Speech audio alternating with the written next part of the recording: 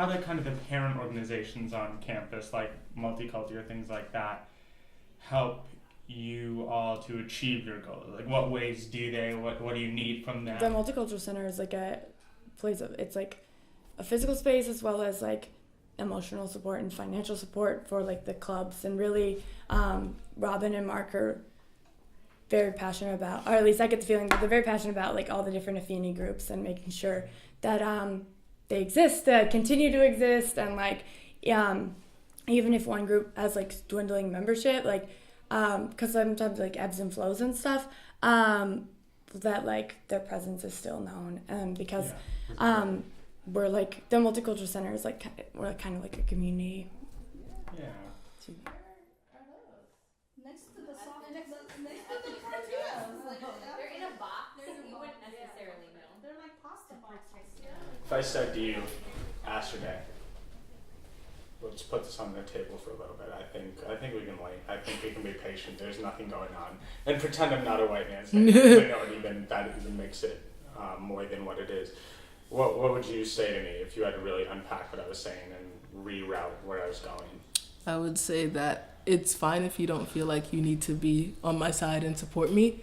Just make sure that you don't get in my way, because I'm not going to stop. There's never a moment where we should be like, it's fine for now, or that like things aren't horrible, so we should stop fighting or stop pushing, because systems of oppression are always like operating over us, and they're always there waiting to like come back and jump in and take their opportunity.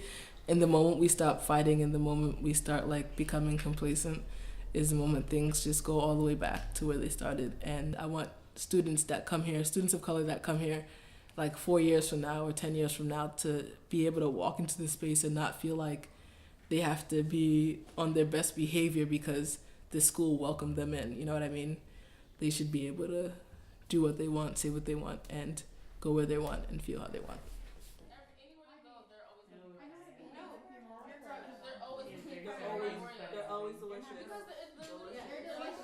So what are some of your thoughts about the stereotypes about Black people? In high school, it was kind of like, be careful. Mm-hmm.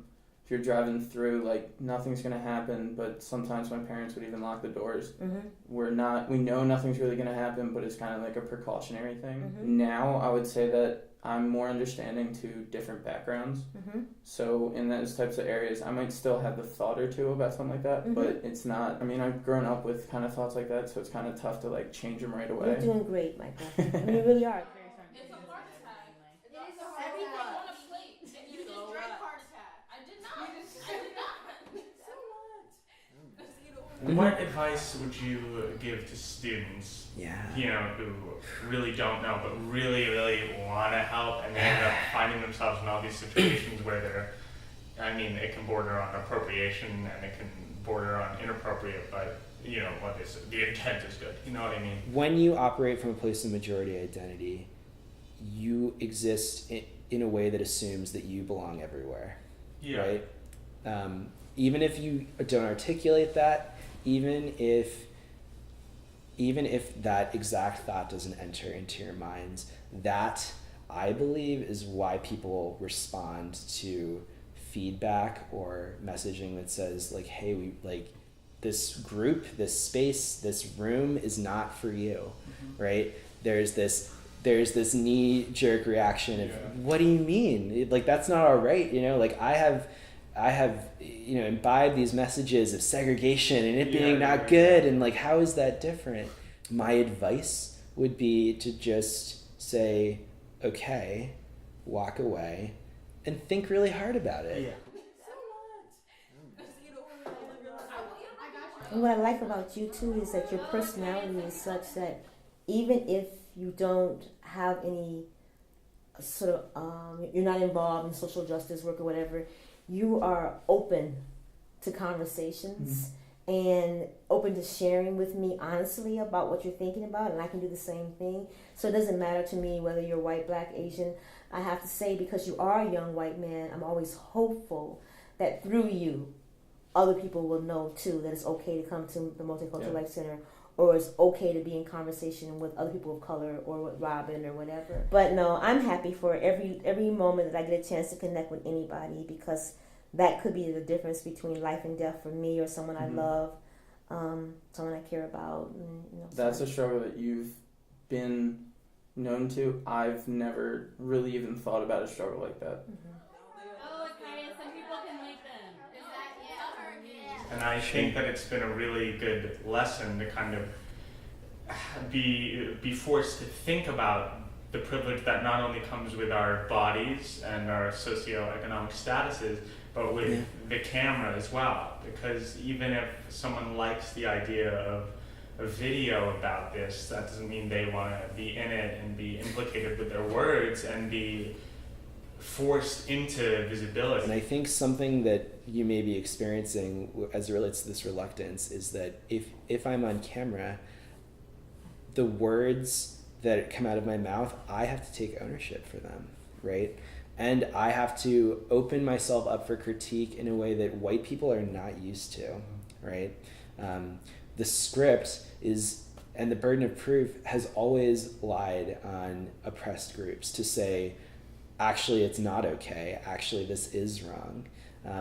Never in any point when we're not being videotaped, right?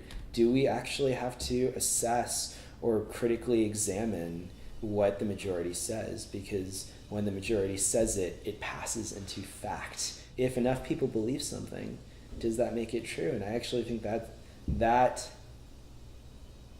phenomenon is at work in some of the things that you're saying. Some people can like them. Is that yeah? If you could say one thing, it doesn't have to be concise or punchy, but if you could say one thing to like the multitudes of me's, you know, the audience that is just a bunch of people like me, and assuming that, you know, you can trust that they would listen to you, like I would, what would you say? I would say that you need to start speaking up and voicing your opinions and stop coming to me and saying, whoa, I'm so thankful that you're saying these things and that you're not afraid to voice your opinion. It's time for you guys to start voicing your opinion as well and start speaking and start like getting involved and stop saying thank you to people who are doing that, because we don't need thank yous, we need help. And the thank yous are just starting to get annoying, quite frankly. You know, pick your side, because when your grandkids look at you like in a couple of years and they're like, what'd you do when this was going on? You're gonna have to like explain to them that you sat there and you were complacent and you did nothing. So start deciding what you want to do and start deciding what kind of person you want to be and have a spine, you know? All right, Asher, I'm glad I was here to open up this dialogue with you. Thank you. And I hope that everyone watching this, myself included and the crew included, listen. Thank you. Thank you, Matthew. Thank you. Thank you.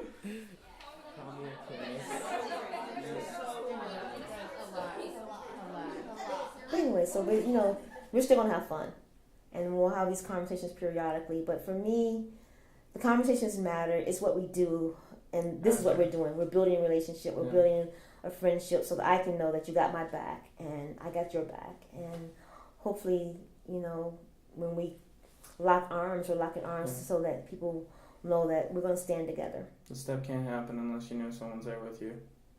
No one can make one step by themselves. It's not enough. You gotta have more people than just yourself. Like, I can say I'm gonna make a step, but if you're there with me, I'm with you. it's a lot more. Thank you, Michael. Thank you.